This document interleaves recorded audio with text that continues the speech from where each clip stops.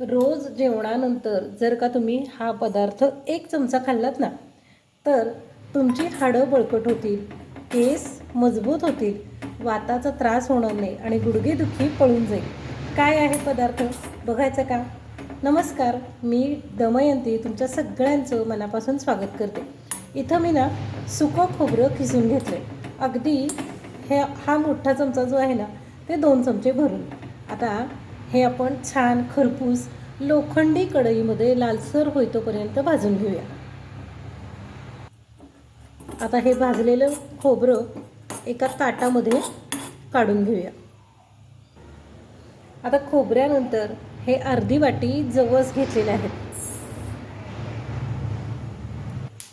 आता बघा, हे अर्धी वाटी जवस मस्त याला तेल सुटेतोपर्यंत आणि लाह्या फुटेतोपर्यंत मस्त अशी भाजून घ्यायची. तुम्हाला जवसाचे फायदे तर माहितीच आहेत. जवस हे खरं तर गुडघेदुखीवर रामबाण औषध आहे. वयामानानं गुडघे किंवा सांध्यामध्ये जे वंगण असतं ते जर का कमी झालं ना, तर हे जवस भरून काढायचं काम करतात. म्हणून ज्यांना गुडघेदुखी आहे त्यांना जवस खाण्याचा सल्ला दिला जातो. पण होतं काय माहिती आहे का, असं जवस खा म्हटलं तर खाल्ले जात नाही. मग फार तर जवसाची चटणी, ह्याच्या पलीकडं जवसाचे पदार्थ केले जात नाहीत. तर आज मस्त असा हा जवसाचा मुखवास आपण तयार करून ठेवणार आहे. एकदा मस्त अशी चव आली, तयार झाला की तो बरणीमध्ये भरून ठेवायचा आणि रोज जेवणानंतर 1 चमचा खायचा. काय सांगताय, एकही तुमची तक्रार राहणार नाही माहिती या घरगुती उपायानेच. आता यासोबतच जे आपण पदार्थ वापरणार आहे ना, ते पण खूप पौष्टिक आणि चविष्ट आहेत बरं का. तर चला बघा, जवस मस्त असे भाजले गेले, याला तेल पण सुटलेलं आहे, दाखवते. असे बघा, तेलकट दिसायला लागले की नाही, असं लाह्या वाजतात जवसाच्या तडतड तडतड. इथंपर्यंत आपल्याला भाजून घ्यायचे. आता भाजलेले जवस बाजूला काढून घेऊया. आता इथं अर्धी वाटी मी कच्ची बडीशेप घेतली. बडीशेप माहिती आहे तुम्हाला खाण्याचे फायदे?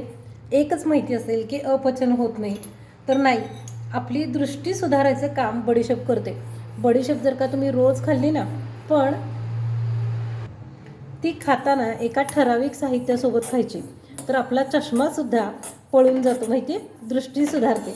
म्हणून मग आपण या साहित्यासोबतच कच्ची बडीशेप मस्त अशी भाजून घेणार आहोत. म्हणजे मग हा मुखवास जो आहे ना, तो चविष्ट पण होईल आणि पौष्टिक पण होईल. आता हे सगळे घटक, याचे फायदे आपल्याला माहितीच आहेत. मग अपचन होत नाही, म्हणून ही भाजलेली बडीशेप वापरायची. हो, एक महत्त्वाची टीप सांगते की हे सगळं साहित्य भाजत असताना आपण लोखंडी कढईचाच वापर करायचा आहे. लोखंडी कढई किंवा तवा काहीही चालेल, पण आपल्याला लोखंडाचा वापरायचा आहे. म्हणजे या सगळ्या साहित्याचा पौष्टिकपणा टिकून राहतो आणि सगळं साहित्य खमंग भाजलं जातं. सुवास अगदी छान येतो आणि एकदा का छान भाजलं की नाही, की महिना 2 महिने हा मुखवास बाहेरच्या हवेला छान राहतो आणि त्याचा वाससुद्धा टिकून राहतो. म्हणजे जेव्हा केव्हा तुम्ही बरणी उघडाल ना, तेव्हा तुम्हाला याचा सुगंध अगदी दरवळलेला जाणवेल. चला आता बडीशेप बाजूला काढून घेऊया. आता अर्धी वाटीपेक्षा कमी एवढे पांढरे तीळ घालायचे.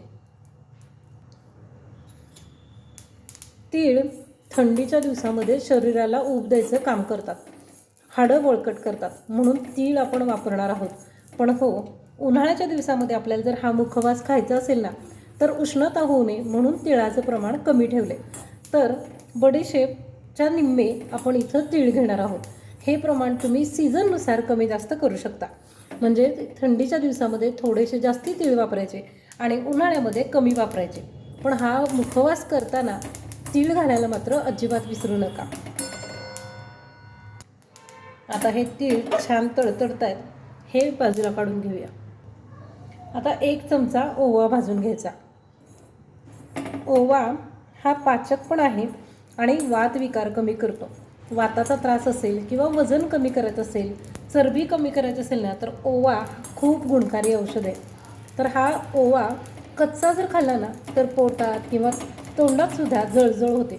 म्हणून मग हा ओवा नेहमी वापरताना भाजून खायचा असतो, म्हणजे तो हलका होतो आणि आगाग होत नाही. तर एवढाच ओवा छान असा भाजून झाला.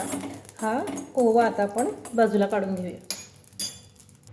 शरीरात साठलेली जादाची चरबी जर कमी करायची असेल ना, तर त्याच्यासाठी हे जिरे खूप छान काम करतात.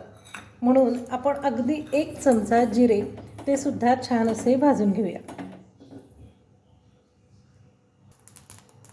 आता हे भाजलेले जिरे बाजूला काढून घेऊया. आता हा पदार्थ पौष्टिक होण्यासाठी आणि खाल्ल्यानंतर पित्त होऊ नये किंवा पोट रिकामं वाटू नये म्हणून आपण याच्यामध्ये या भोपळ्याच्या बिया घालून घेणार आहोत. हे बघा, इथं 5 ते 6 दालचिनीचे तुकडे घेतलेत. त्यानंतर 2 वेलदोडे घेऊया आणि नंतर 10 ते 12 लवंगा घ्यायच्या. हे साहित्य घातल्यामुळं काय होतं तर याचा सुगंध खूप छान येतो. आणि दुसरी गोष्ट म्हणजे हा मुखवास कितीही दिवस जरी चुकून विसरला, शिल्लक राहिला किंवा तुम्ही बाजूला ठेवलात तर तो टिकायला मदत होते, अजिबात खराब होत नाही. म्हणून हे मसाले अगदी थोड्या प्रमाणात आपण घालणार आहोत. आता हे भाजत आलं की त्याच्यामध्ये अर्धा चमचा धणे घालूया आणि अर्धं जायफळ घालायचं. इथं जायफळ तुकडे करून खिसून कसंही वापरलं तरी चालेल. मी नंतर हे गरम झाल्यानंतर त्याचे तुकडे करून घेणार आहे. आता बघा, हे सगळं साहित्य जे आहे ना ते भाजून झालेलं आहे. आता याच्यामध्ये सेंधव मीठ घालून घ्यायचं गरजेनुसार आणि नंतर हिंग अगदी 1 चिमूटभर म्हणजे वासासाठी घालून घ्यायचं. आता हे साहित्य सगळं हाताने चोळून एकजीव करून घेऊया.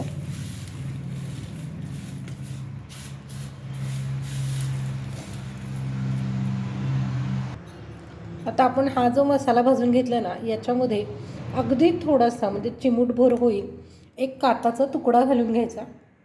आणि तुम्हाला बाजारामध्ये सहज अशी ही खोकला कमी करणारी पत्रीची खडीसाखर, म्हणजे जेव्हा आपल्याला उचकी लागते, खोकला लागतो त्यावेळी ही खडीसाखर खावी असं म्हणतात. खूप आयुर्वेदिक आहे आणि याच्यामध्ये ना केमिकल्स नसतात, त्यामुळं ही चांगली औषधी काम करते. म्हणून हीच खडीसाखर आपण इथं वापरणार आहोत. ही तुम्हाला उपलब्ध झाली तर बघा, नाही झाली तर आपली थोडीशी साखर वापरली तरीही चालेल. तर आता ही साखर आणि हा मसाला मिक्सरच्या भांड्यामध्ये एकत्र करून अगदी बारीक पूड करून घेऊया. आता हा मिक्सरमध्ये छान असा बारीक पावडर केलेला मसाला याच्यावरती घालून घ्यायचा आणि मस्त असा हाताने चोळून घ्यायचा. बाजारामध्ये एक प्रसिद्ध बडीशेप आहे बरं का, त्याचं नाव मला कमेंटमध्ये सांगा. आणि जी तुमची आवडती बडीशेप आहे ना त्याच बडीशेपची चव असणारी अशी ही घरगुती तयार केलेली मुखवास रेसिपी. व्हिडिओ आवडला तर व्हिडिओ लाईक करायला, चॅनल सबस्क्राईब करायला आणि व्हिडिओ शेअर करायला अजिबात विसरू नका. रोज असं छान छान पौष्टिक खा आणि आरोग्यदायी राहा. आणि हे खाऊन तुम्ही मला सांगा की तुमचं वजन 1 महिन्यात किती कमी झालं. फक्त रात्रीच्या जेवणानंतर रोज 1 चमचाभर हे तुम्हाला खायचं आहे. बऱ्याचशा तक्रारी कमी होतात, त्यासोबतच वजनसुद्धा कमी होतं. हो, पण तुम्हाला व्यायाम आणि आहार हा सुद्धा व्यवस्थित ठेवावा लागेल, हे लक्षात ठेवा बरं का. फक्त बडीशेप खाऊन तुम्ही अपेक्षा करत असाल तर एवढं वजन कमी होणार नाही, पण कमी नक्की होईल.